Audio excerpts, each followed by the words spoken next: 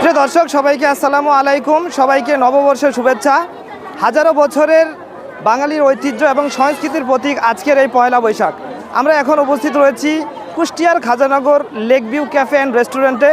আজকে পয়লা বৈশাখ উপলক্ষে এখানে উৎসব মুখর পরিবেশ বিরাজমান করছে। অসংখ্য দর্শনার্থী এখানে উপস্থিত রয়েছেন। আপনারা পিছনে লক্ষ্য করছেন যে বাঙালি যে ঐতিহ্য সেখানে কিন্তু ফুটে উঠেছে। এখানে যে আজকের এই মানুষের পদচারণা, মানুষ কিন্তু বিভিন্ন উৎসবে মেতে উঠেছেন, যেটা লক্ষ্য করা যাচ্ছে।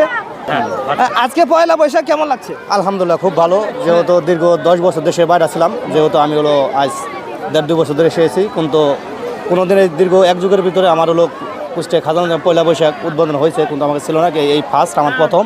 অনেক সুন্দর, বিভিন্ন পদের লোকজন আছে, দেশ বিদেশ থেকে লোক আছে, খুলনা এবং কুষ্টিয়া সোরাস বিভিন্ন জায়গাতে লোক এসেছে।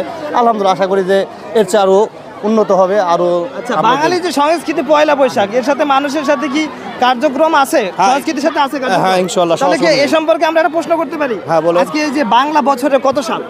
1433 হলো বাংলা। বলে দিলে তো হবে না। হ্যাঁ, ঠিক আছে, অসংখ্য ধন্যবাদ।